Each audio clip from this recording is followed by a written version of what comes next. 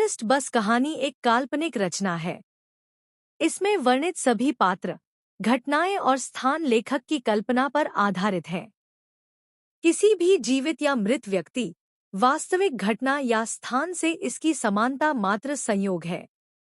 यह कहानी केवल मनोरंजन के लिए है।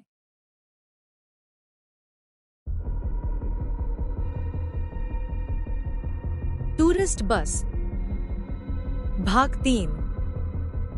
ऋषि एक चौड़ी प्लाईवुड लेकर खड़ा हो गया ताकि दामिनी उसकी आड़ में ऑफिस के अंदर जा सके। चारों ओर नजर दौड़ाकर दामिनी दबे पांव टूरिस्ट बस से बाहर निकल आई। दामिनी अपने कपड़े ठीक करते हुए प्लाईवुड की आड़ में नजर बचाते हुए ट्रैवल एजेंसी के अंदर चली गई। ऋषि ने दामिनी को अपनी दोस्त बताकर कुछ देर तक संजय से बातचीत की, मगर पूरी सच्चाई छिपाए रखी। वह कुछ सोच में पड़कर चुप हो गया। उसके मन में भी यही डर था कि कहीं गुंडे वहां तक न पहुंच जाए। अंदर पहुंचकर दामिनी ने संजय से कहा, मेरा नाम दामिनी सिंह है। मैं उत्तराखंड के पर्यटन स्थलों की सैर करना चाहती हूँ। ऋषि मेरा दोस्त है। कृपया मेरा नाम यहाँ दर्ज कर दीजिए। उसे डर लग रहा था कि कहीं गुंडे ट्रैवल एजेंसी के ऑफिस के अंदर भी न आ जाए। वह भीतर ही भीतर घबराई हुई थी। दामिनी से कुछ देर बातचीत के बाद उत्तराखंड के पर्यटन स्थलों की यात्रा का उसका टिकट जारी कर दिया गया। टिकट मिलने के तुरंत बाद उसने संजय जी को धन्यवाद कहा और ऑफिस से बाहर निकल गई। ऋषि तुरंत एक प्लाईवुड उठाकर खड़ा हो गया ताकि दामिनी उसकी आड़ में चुपचाप बस के अंदर जा सके।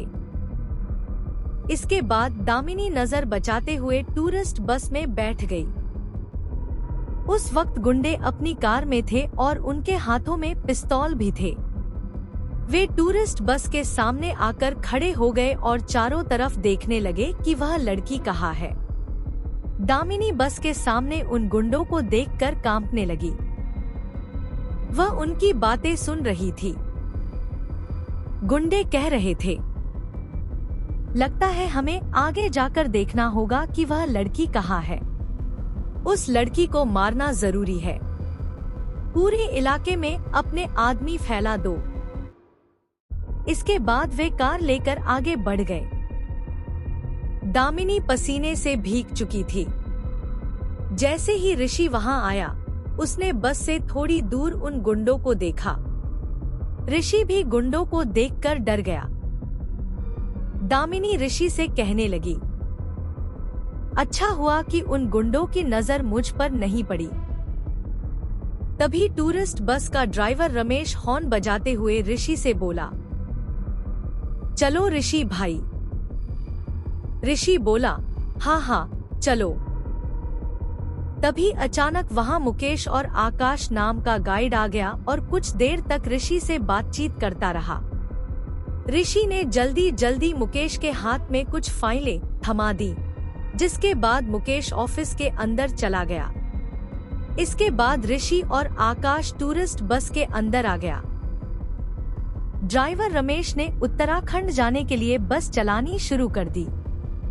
धीरे धीरे ऋषि विभिन्न जगहों से लोगों को टूरिस्ट बस में बैठाने लगा।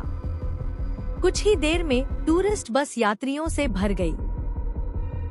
दामिनी अब भी रह रहकर खिड़की से बाहर झांककर देख रही थी कि कहीं वे गुंडे उसे देख न लें। ऋषि बार बार दामिनी के बारे में सोचकर चिंतित हो रहा था। ऋषि इशारों में दामिनी से कहने लगा, आप चिंता मत करिए, मैं आपके साथ हूँ। अब यहाँ से दामिनी का उत्तराखंड के पर्यटन स्थलों की यात्रा शुरू होती है। टूरिस्ट बस में बैठी दामिनी मन ही मन सोचने लगी कि ऋषि गाइड कितने अच्छे हैं। उसने तय कर लिया कि यह यात्रा खत्म होते ही वह पुलिस स्टेशन चली जाएगी।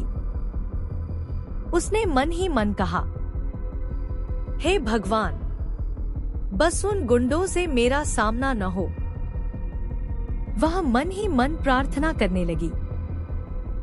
जैसे ही टूरिस्ट बस के ड्राइवर रमेश ने बस की गति धीमी की, दामिनी ने देखा कि वही गुंडे अपनी गाड़ी लेकर बस के दाईं ओर खड़े थे। ऋषि ने भी देख लिया उन गुंडों को और फिर वह भी चिंता में पड़ गया। गुंडों को दोबारा देखकर दामिनी झट से नीचे की ओर झुक गई और मन ही मन बोली, हे भगवान, कहीं वे गुंडे जबरदस्ती इस बस में ना आ जाए। लेकिन थोड़ी ही देर में दामिनी ने देखा कि गुंडे अपनी गाड़ी लेकर बाईं ओर मुड़ गए। यह देखकर उसके मन में थोड़ी सी राहत मिली। इसके बाद ड्राइवर ने बस की गति तेज कर दी। इसी बीच आकाश गाइड की तबीयत बिगड़ने लगी। उसने तुरंत अपनी जेब से मोबाइल निकाला और ट्रैवल एजेंसी के मालिक संजय जी से बात करने लगा। कुछ देर बाद टूरिस्ट बस लाल किले से कुछ दूरी पर रुकी। वहां से कुछ लोग टूरिस्ट बस के अंदर चढ़ने लगे, जिनमें 2 हट्टे-कट्टे व्यक्ति भी शामिल थे जो अपनी मूंछों पर हाथ फेरते हुए बस में चढ़ने लगे। उस वक्त गाइड ऋषि की नजर दामिनी पर थी। गाइड आकाश ने जल्दी जल्दी पर्ची में उनके नाम देखे और उन्हें टूरिस्ट बस में बैठा दिया। उसके बाद आकाश सभी यात्रियों के नाम लिस्ट में लिखने लगा। इसके बाद वह अपनी तबीयत के बारे में ऋषि से बात कर टूरिस्ट बस से बाहर निकल गया। वहां से 2 लंबे हट्टे-कट्टे कद के व्यक्ति को देखकर दामिनी कुछ पल के लिए डर गई और मन ही मन सोचने लगी, कहीं ये उन्हीं गुंडों के आदमी तो नहीं है। आखिर कौन थे वे लंबे बलिष्ठ व्यक्ति जो टूरिस्ट बस में चढ़े? कहीं वे गुंडों के ही आदमी तो नहीं थे? अब यात्रा के दौरान दामिनी के साथ क्या होगा,